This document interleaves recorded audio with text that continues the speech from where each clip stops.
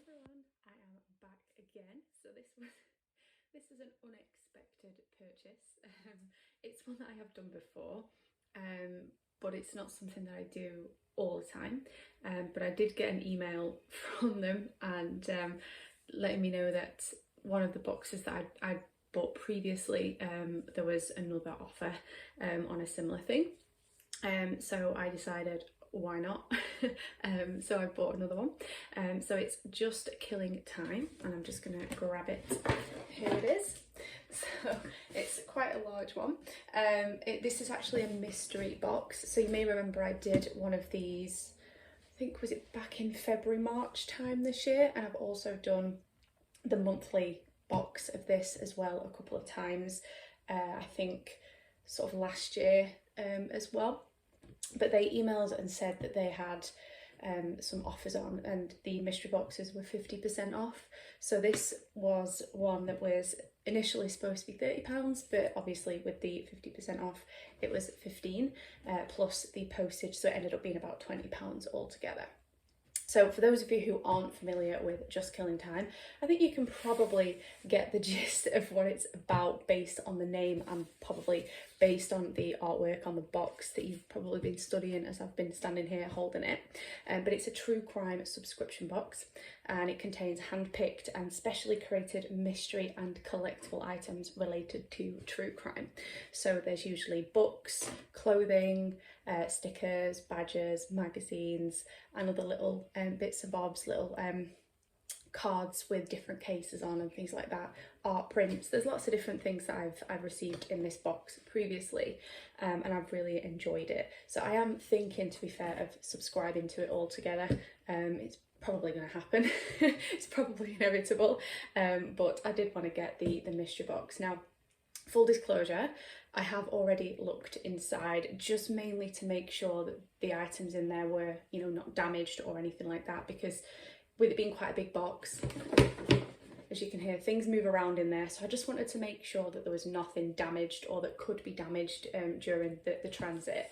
And also because there's a little bit, you probably can't see it on camera, but there's a little bit of a dent in the box just here. So I obviously just wanted to make sure that everything inside was okay.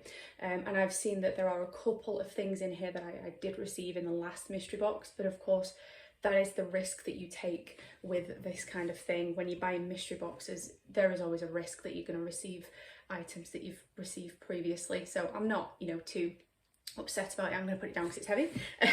I'm just going to show you as well the actual, they seal it with evidence seal tape, which I love as well. So I will just pop it down and we'll open it up.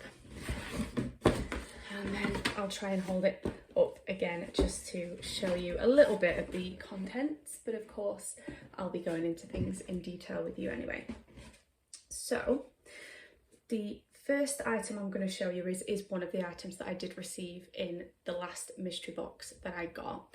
It's no problem, I will make sure to give it to somebody else, or you know, I can definitely make some use of it. Someone will get use out of it. But it's a book, and it's A Special Place in Hell: The World's Most Depraved Serial Killers. And this is by a chap called Christopher Berry D.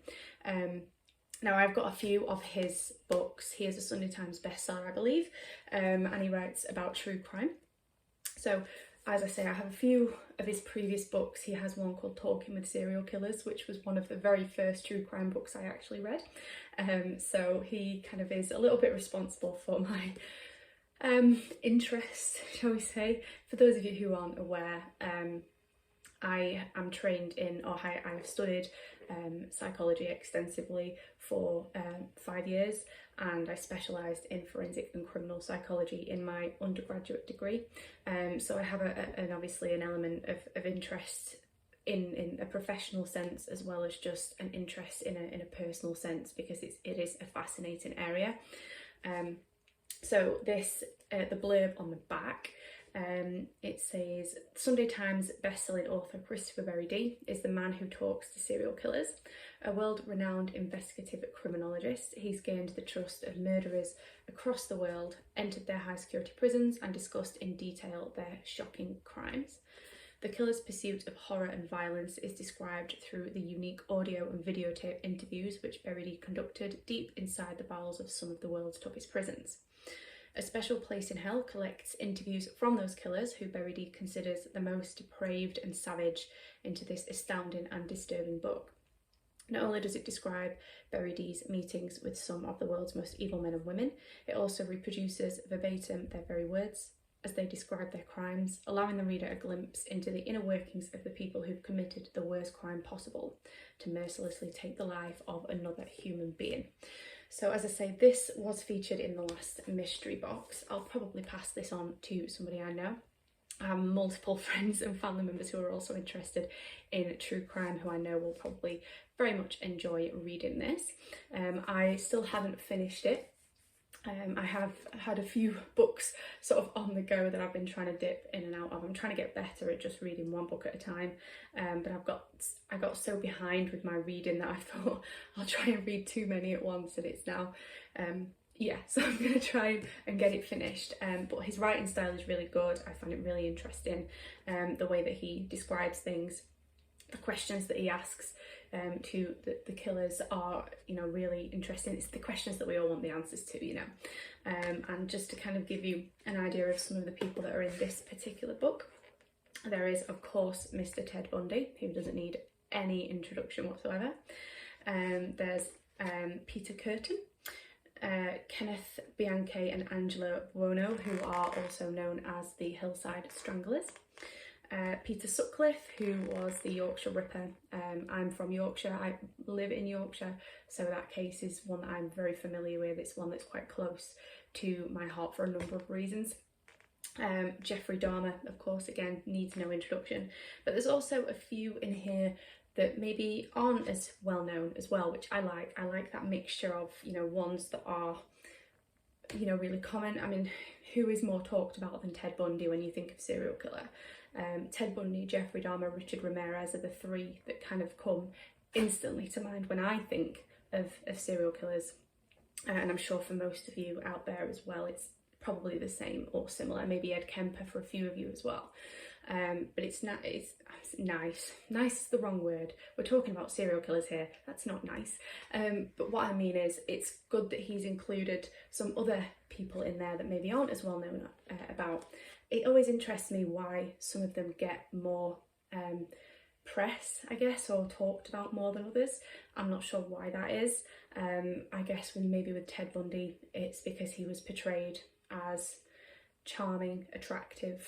I mean, personally, it doesn't do anything for me, but I can see that how he may not fit the typical description of a psychopathic murderer, although who does? You just never know, do you? But yeah, this is definitely a book that I'm interested in finishing, and this will definitely get a special place itself for somebody else. So that's the first item. Now, looks like we have a couple of clothing items in here as well. So let me pick one of them out, and then we'll save one of them for a little bit later.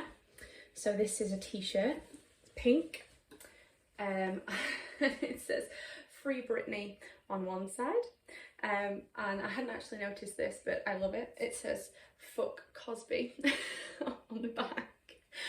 So I'm sure most of you know who Britney is, as in Britney Spears, international pop superstar. And I'm sure most of you will have seen the recent news about her conservatorship.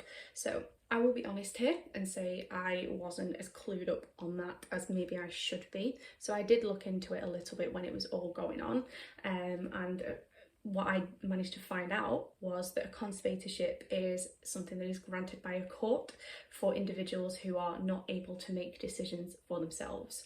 So that may be, you know, people who are suffering with a debilitating disease such as dementia, for example, and obviously people who are struggling with certain mental illnesses that maybe make them unable to make certain decisions for themselves.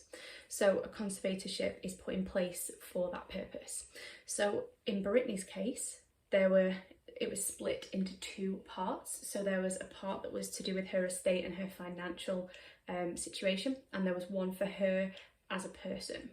So Her father, who is Jamie, was in charge of both, but I think he stepped down in 2019. He stepped down as a personal conservator due to health reasons, but he was still the conservator of her estate and her financial, assets, I guess.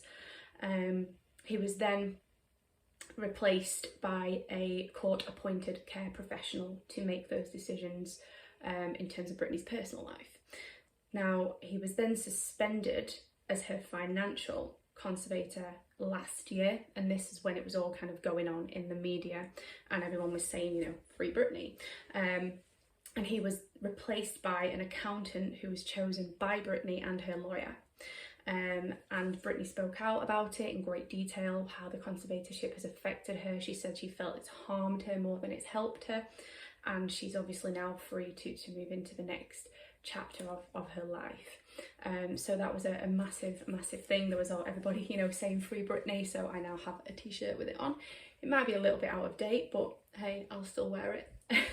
And it's pink, so I'm not going to complain. So that's one of the clothing items. Now I'm going to grab the stickers, so just 1 second while I collect them. There should be a badge in here as well, but it's hiding. There we go. So we'll do these next. So the badge itself, I think I have this. It just literally says no comment, which is, again, a phrase very commonly used in police interrogations when the killer has been caught red-handed. But of course they still don't want to make any comments. I think it was very, very famously used by a chap called Levi Belfield, who was a serial killer here in the UK again. He has been in the news again very, very recently because he's serving life in prison. He will never get out. But he's wanting to get married in prison, and he's appealing for his right to marry, which is obviously a right that he took from the innocent women that he killed. So I think you can probably tell where my thoughts are on whether or not he should be allowed to get married, and also who is wanting to marry him. I'm just saying. Anyway, there's a sticker here which is just it's a heart with some flowers coming out of it, and it just says true crime in the middle. So I'm probably, in the next few months or so, I have been considering this for a while and I'm still considering it. But what I'm thinking of doing is maybe starting a separate blog for true crime related things, potentially a YouTube channel, but I realise it's so saturated, and there's some amazing true crime YouTubers out there. Bailey Sarian, Emma Kenny, Kendall Ray, Eleanor Neal, Stephanie Harlow, just to name 5 of them. So it's a decision that I need to think about. However, the blog side of things I may do, and if I'm going to be kind of doing a lot of research, because what I want to do as well is make sure that all of the things that I state in those blog posts and potential videos is accurate, so I'll be doing a lot of research into it. What I may well do is decorate the notebook that I use to do that research with all of these stickers. There was a point to that ramble, see. The next sticker was one that actually came again in the last mystery box, but it's one that says hot for holes, and I'm not sure if you can see that that's what that says there, but it says fuck you Golden State Killer. Now hot for holes is in reference to a man called Paul Holes, who was a detective that was instrumental in apprehending the Golden State Killer, who is called Joseph James D'Angelo. Now D'Angelo was actually a former police officer himself, and he committed, that we know of, at least 13 murders, 50 rapes and 120 burglaries in the state of California between 1974 and 1986. However, he remained at large and free to offend again at any time until just as recently as 2018, when, thanks to advances in forensics and genealogy, he was identified via a familial match and he was 72 when he was apprehended. So he'd obviously been able to live for most of his life as a free man, despite the abhorrent crimes that he'd committed. But he is now serving life in prison. So I guess it's a case of better late than never here. But certainly he should have been rotting in there for much, much longer. But at least he's there now. And this sticker here, now this is one that I actually have only very recently learned of, but it says Newells Zombie Survival Academy. Now Tara Newell, she is a badass for a start, but she basically was attacked at knife point by her estranged stepfather, and basically she used self-defense techniques that she learned from her favourite TV show, which is The Walking Dead, hence the zombie reference, to fight back. And she actually ended up killing him in self-defense, of course, completely on her side here. Her dog, her little dog Cash as well, he was biting at her ankles to try and his ankles, trying to protect her while this attack was going on. But yeah, she managed to obviously overpower him and get the knife from him. She was, you know, stabbed in the process of this. I believe it was he ambushed her when she was getting out of the car. She was taking the dog for a walk, so she got out of the car, walked around to the passenger side to let the dog out of the car, and he came up behind her and ambushed her. So she managed to fight him off and ended up again stabbing him to death. Good for her, I say. It's another one. Apparently that the stepfather had a history of violence.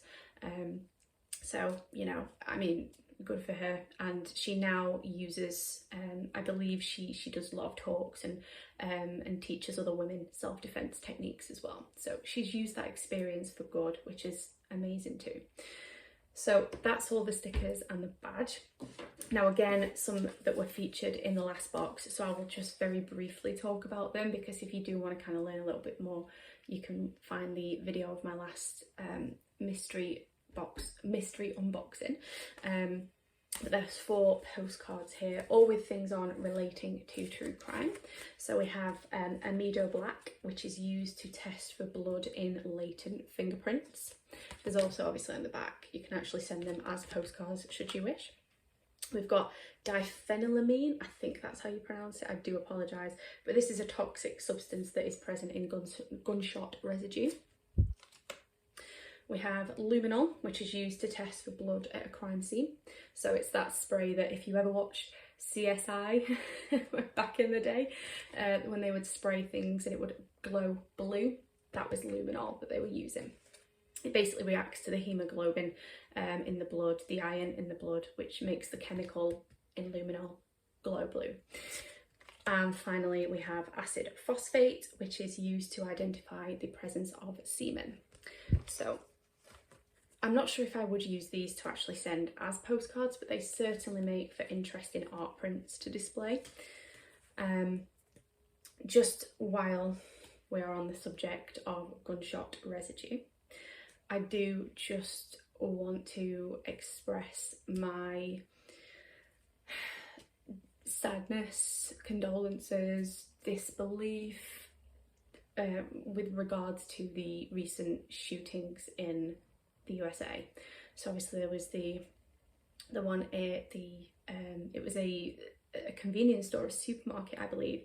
Please forgive me, I've forgotten where it was, as in where in America it was, but obviously all the innocent victims there, and the recent, very, very recent one at the school in Texas, where I think the count is 19 children and 2 or 3 adults were killed by an 18-year-old who had somehow managed to get hold of a semi-automatic weapon.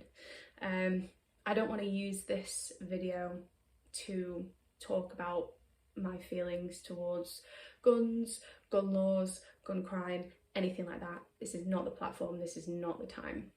What I do just want to do is just send all of my condolences and my thoughts to those innocent victims, their families, and everybody who's been affected by those tragedies, which they are absolute tragedies, and nobody, particularly not innocent children, innocent people, deserves to die in such a horrific way. Okay, moving on. We now have some art prints. Again, these are things that are sent out every time as well. So we've got a couple of them here. So the first one here is one that made me laugh when I first saw it, is a quote. I've learned not to put things in my mouth that are bad for me. And it's by Monica Lewinsky. Now, this all happened when I was very young, so I don't remember a lot of it, but I believe Monica Lewinsky is the woman who hit the headlines, shall we say, for having an affair with then President of the United States, Bill Clinton, I believe it was. So I think this is probably a quote relating to that. But obviously it's the classic sort of 1950s, 40s, 50s art print there with her quote on it. We also have one of Alcatraz, which doesn't need any introduction. Alcatraz, very, very famous prison off the coast of, is it San Francisco? I believe it is. And obviously it was on an island, so it was probably said to be very secure. However, I know there were multiple escape attempts over the years. I do have a book by somebody who actually managed to escape. I can't remember the name of the chap, but I will pop it in the description, and I'll also link it in the blog that gets written, the blog post that gets written with relation to this video and this box. But yeah, that's another art print there. Now we have, let's grab this. So this is Just Killin Time presents True Crime at Tea Time. So I'm going to make an assumption here that this is a tea towel of some description. So let's get it out and see if I'm right. So I'm just going to unfold it. 1 second. There we go. Yeah, so it is a tea towel. So it says, probably thinking about food or serial killers, which is pretty accurate, to be honest. There's also a little hook on the back to hang it up, which I think is pretty handy. But I think that's just pretty much sums up my entire existence, to be honest. So I am happy with that. It's not an item I've got before. It feels very good quality as well. It feels like it will be really absorbent and easy to clean and store, and all of the good things that you want from your tea cloth. So I'm just going to pop this off to the side. I'm just going to try and fold it up with some semblance of tidiness, which is very difficult for me, but we'll give it a shot. There we go. Lovely. So I can see in here that we have another t-shirt. So I'm going to grab that next. But there is, I've tried to put it back as neatly as possible. You can never fold things up the exact same as they were when they came out of the box. But that's the tea cloth. I'll grab this t-shirt now. They do ask for your size, by the way, when you are selecting your box, so you will always be sent the correct size. So this one is again relating to luminol, which was on the those little postcards from before. So it says, what triggers luminol's luminescence?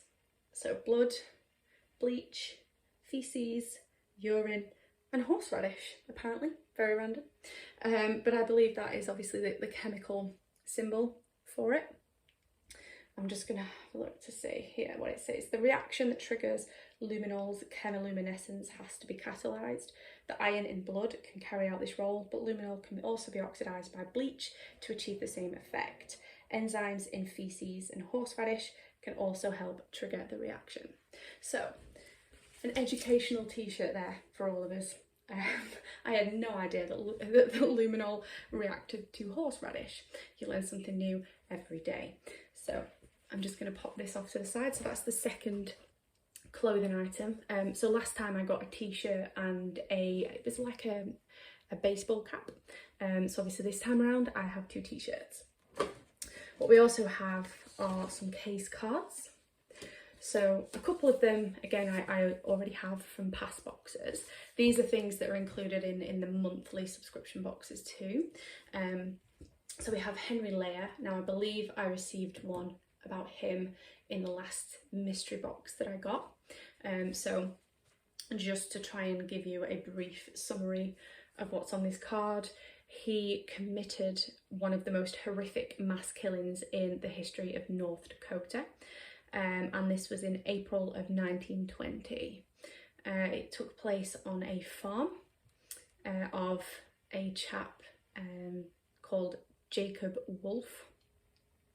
So basically what happened was Henry Lear, who was a neighbour of the Wolf family, had an argument with Jacob about his dog biting one of Henry's cows. So Jacob Wolf ordered Henry to leave his property, and Henry Lear ignored this repeatedly. So Jacob Wolf produced his double-barreled shotgun, put 2 shells or bullets, whatever you want to do, into the chambers, maybe as a warning, maybe to actually shoot him. We'll never know, because what played out next means that we'll never really know what Jacob Wolf's intentions were at that point. But Henry Lear grabbed for the gun, and in the struggle the gun discharged twice. One shot killed Jacob Wolf's wife, Beta, and the other hit a chore boy who was again the son of one of the neighbours. So he was 13 and his name was also Jacob Hofer. Now Jacob Wolf, the father, then left. He fled into the yard. Of course he does. You know, there's someone shooting a gun, he's going to run away. And so Henry went to the drawer where he'd just seen Jacob Wolf take out the ammunition previously and put more bullets into the gun that was now in his possession. So it was Jacob's gun, but Henry Lear was the one that had hold of it. And he then fired at Jacob as he was running away and hit him in the back, and then this caused him to fall. Henry caught up to him and hit him again at close range with another bullet. What then happened was their children. So there were, how many children did they have? It looks like 4. So 2 of the children started, you know, screaming as you would. You know, you've just heard gunshots, you can see your father on the floor. So they started running towards the barn. Henry Lear chased after them and shot them. So they were the 10-year-old and the 8-year-old daughters, Maria and Edna. So it looks like there was even more children actually. 7 by the looks. Hang on, 1, 2, 3, 4, 5, 6 children. So then there were 3 more children: Bertha, who was 13, Lydia, who was 6, and Martha, who were 3. And they were screaming again. All of this is playing out, you would be screaming. And Leia shot 2 of them again with a shotgun. But Martha, the youngest one, who was killed, so there was another child, there was only one who survived, and they were 9 months old. And she was in a cradle in her bedroom, which is obviously why Henry never found her. But the youngest one that was killed was Martha. She was 3, and she was actually hit with the broadside of a hatchet on her frontal bone, which is here. So Henry then dragged Jacob Wolf's body to the barn, and he covered all of the bodies that were in the barn with hay, dirt, straw, anything he could find really. and then he went into the house and pushed the bodies of the wife and the chore boy into the cellar. So the neighbour, one of the other neighbours, found the bodies 2 days later. So in terms of what happened to the baby girl, so the baby girl was called Emma, and she was 9 months old. She was raised by, first of all, the Hofer family, the chore boy who died. They raised her at first, and then she found out when she was 6 that they weren't her real parents, and so she then went to live with an appointed administrator. So she lived with them until she was 18. She graduated high school, went on to live, you know, as good a life as you can when your entire family have been executed. But that is the first case. So I will obviously do a little bit more of a summary in the blog post, and I'll link some extra places where you can go and read up on it if you do want to. The next one, this is one that's actually quite well known here in England. I think I've got this one already. I think this came in one of the monthly boxes that I got. I may be wrong, but this is the case of Charlene Downs. Now again, I will just provide a brief summary of the case. There's a lot to it. I'm quite familiar with it, but I will just provide a brief rundown.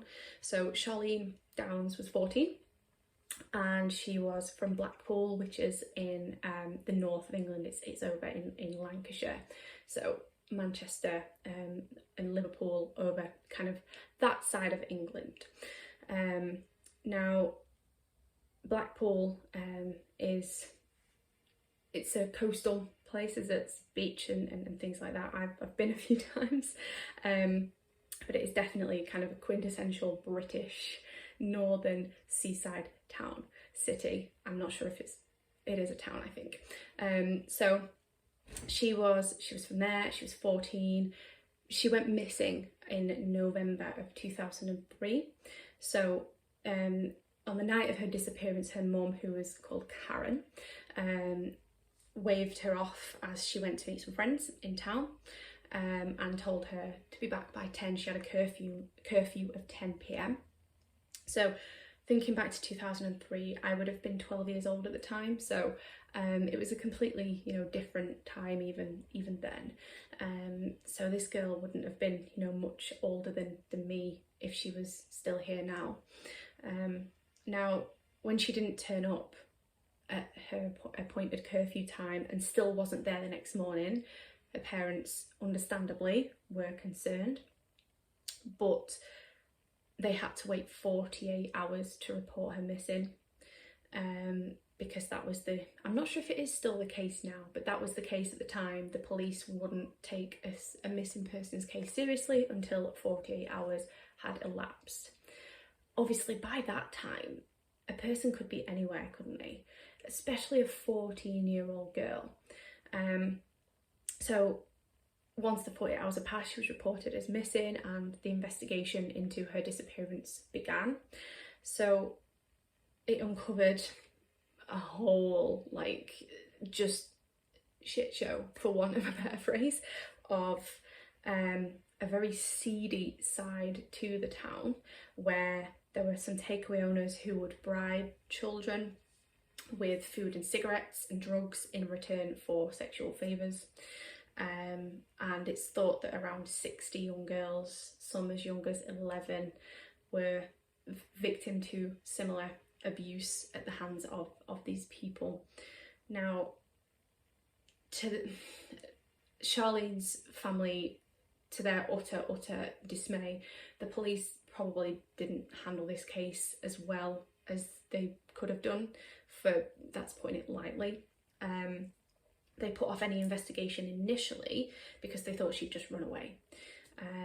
And so they stalled releasing CCTV footage of the day she went missing, which obviously can prove vital. You know, people can come forward and say, yes, I've seen that person, they were heading in this direction, they were with this person, which could have led to vital clues as to what actually happened to her. But they put off releasing that vital footage. And it wasn't until it was reported in the local paper years after her disappearance that Charlene's mother, Karen, found out what police actually suspected had happened to Charlene. So she wasn't told herself, she had to read this in the newspaper.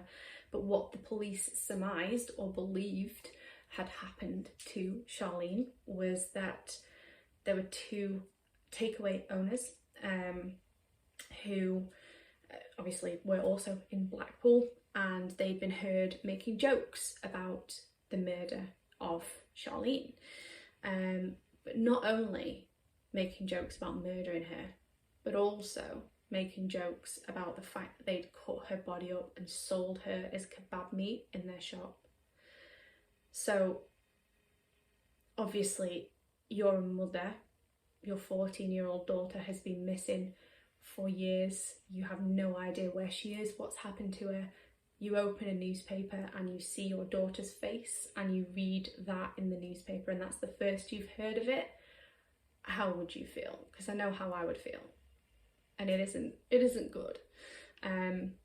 So these two men stood trial in 2007, but the jury were unable to reach a verdict. So they went to a retrial in 2008. But there was a lot of mishandled evidence and police error, which led to them being released. In 2017, a 51-year-old man was then arrested on suspicion of Charlene's murder, but he was released 2 days later. So to this day, no one has been charged with her murder. Her family haven't got any closure, and no one really knows what actually happened to her. So that is the case, a very harrowing case of Charlene Downs. We now have Joseph Clark. So this chap was 17, and he was nicknamed the Bone Breaker Killer. Now in 1995 he had let me get my words out, he abducted Tad Phillips, who was 13, from his home in Wisconsin. So Joseph basically convinced Tad that he was his friend, and took him to his house, saying there was going to be a party, named some of Tad's friends who were going to be there. So obviously, you know, Tad's thinking, okay, yeah, it's fine.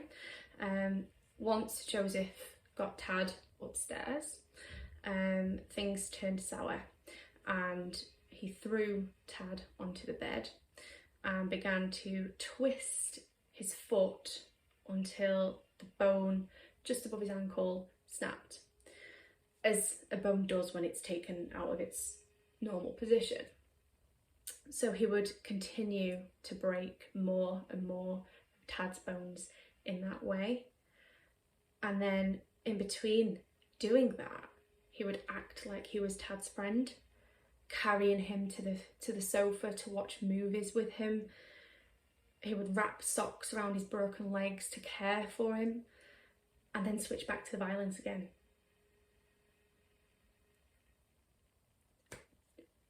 How must that boy have been feeling? I can't even comprehend it. So Joseph would take out his daily frustrations on Tad. In one case, Joseph twisted his legs, Tad's legs, until they splintered. He broke his knees, he jumped on his chest, all because, and get this, the reason he did that was because his car wouldn't start. So Clark told Tad that he enjoyed the sound and feeling of breaking bones. While Joseph was out of the house, Tad was locked in a closet upstairs with no food, no water. Eventually, Tad managed to use a wooden guitar to break down the door of the closet, and he threw himself, he had to throw himself down the stairs in order to escape. He managed to pull a phone from the wall and call 911, obviously the emergency services number in the US. And police managed to save him before Joseph came home. Tad told the police that Joseph had, while he'd been doing this to him, he'd confessed to him that he'd done this to other people before. Now, this then helped police link Joseph to a murder of a chap called Christian Steiner, which happened in 1994, where his body was found to have identical injuries to the ones that Tad had. Now, in Joseph's house, police found a notebook with lists of local boys' names and columns on whether he should kidnap them too, and what he would do to them if he was to kidnap them. Joseph received a 100-year sentence for what he did to Tad, and another 50 years for the murder of Christian. So thank goodness that Tad managed to make it through that horrific ordeal at the age of 13 even. I can't even imagine the pain that he must have been in. That case is one that I'm not overly familiar with. So it's always, I say again, good. I don't mean this in the way that it maybe comes across. I enjoy learning about new cases.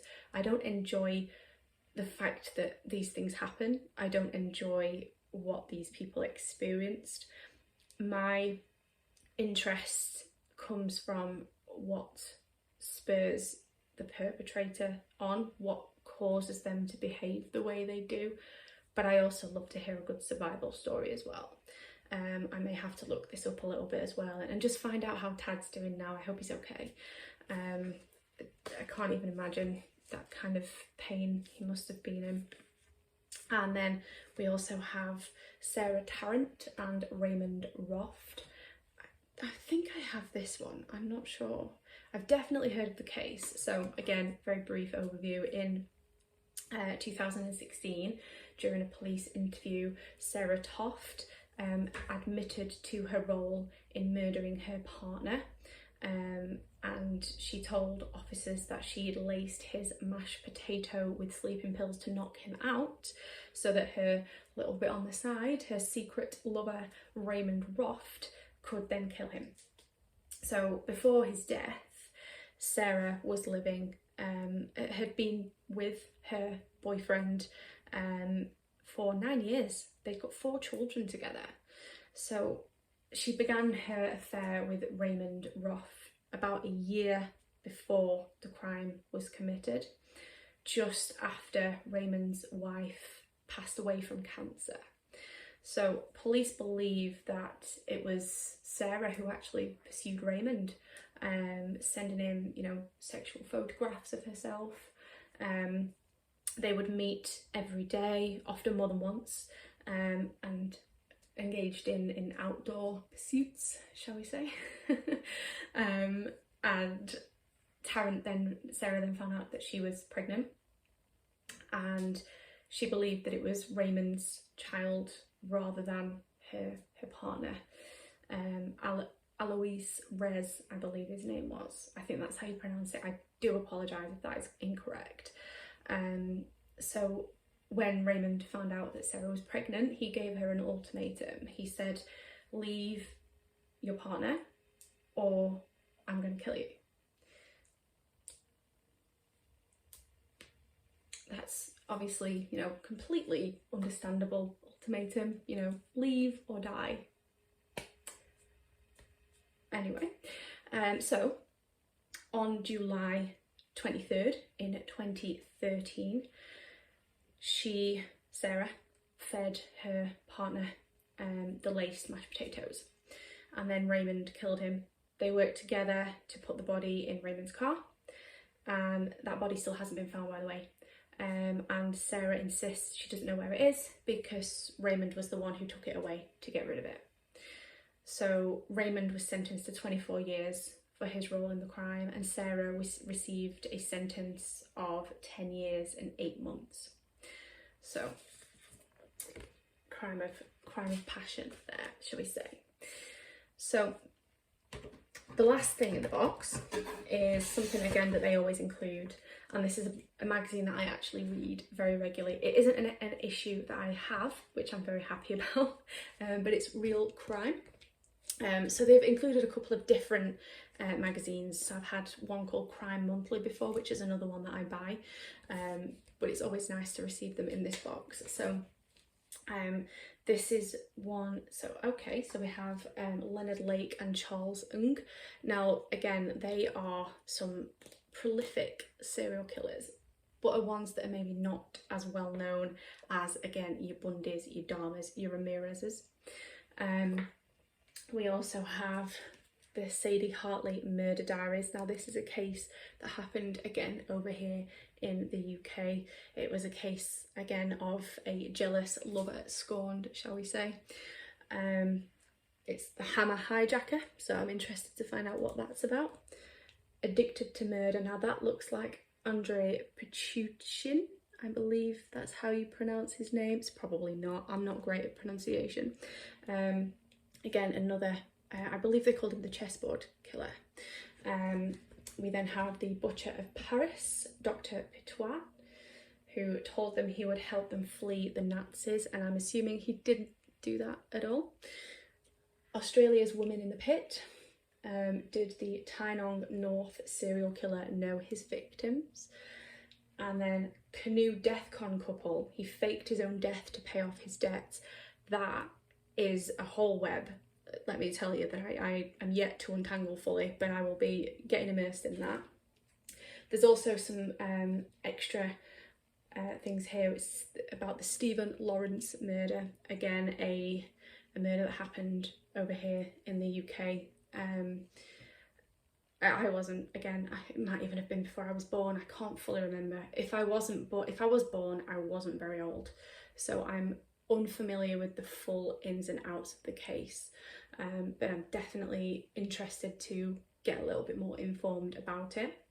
The Swiss Cheese Pervert, which sounds quite interesting, the Sinaloa Cartel, and more as well. So looking forward to getting stuck into this. There's always some interesting cases in there that I haven't heard of before as well, which is quite rare for me because there's not many cases out there that I haven't at least heard of in some capacity, even if I'm not fully clued up on the whole ins and outs of it. So that's all of the content in the mystery box. So I will just very quickly talk you through the prices of the subscription box. As I say, this is the mystery box. So this cost me £15, where ordinarily it would have been £30, but as I say, it was 50% off. There are a couple of other mystery boxes as well at different price points. So this one's the cheapest one, but have a look on there and see if there are any still available at the 50% off price. You never know, you might be lucky. But in terms of the monthly box itself, there's a few different options for this too. So there's the infraction box, which is a mini one, which offers a snippet, just, you know, a sneak peek, a snippet, I can't even speak today, of what the full box includes. So this one is £12.95 per month. Then there's the full box, which is known as the misdemeanor box, and that is £29.95 per month. There's also a couple of options for prepaying. So you can prepay for 6 months, which is known as the serial offender, and this is £173. You pay that up front. Same with the 12-month prepay, which is the most wanted, and that is £335. They also have a Partners in Crime subscription, which is a recurring plan for 2 people, and that is £59.90 per month. As I say, mystery boxes are available as well for varied prices in their online store, as well as individual items. So you can purchase, you know, t-shirts, hats, badges, stickers, you know, the tea towel that I got before. There's a few things on there that you can purchase just as separate items.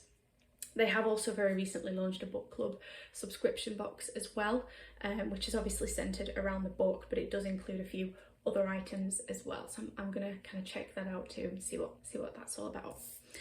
But that's everything. So I'll just very quickly recap on the contents. So we had the Real Crime Killer Case Files magazine, and the local ice cream man wants to just kind of get involved there. I found that tune really creepy. Anyway, kind of fit in, I guess, to a true crime subscription box unboxing. We had the 4 case files. There was also, let me grab this, the Luminol t-shirt, and I'll grab the other t-shirt as well, just because it fits. There was the Free Britney t-shirt too. We then had the True Crime at Tea Time tea towel, which says probably thinking about food or serial killers on it. There was the 2 art prints, so the Monica Lewinsky quote and Alcatraz. We had the 4 different postcards with different elements of forensic evidence. The no comment badge.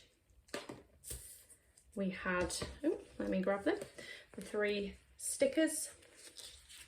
And finally, the book, which is A Special Place in Hell by Christopher Berry D.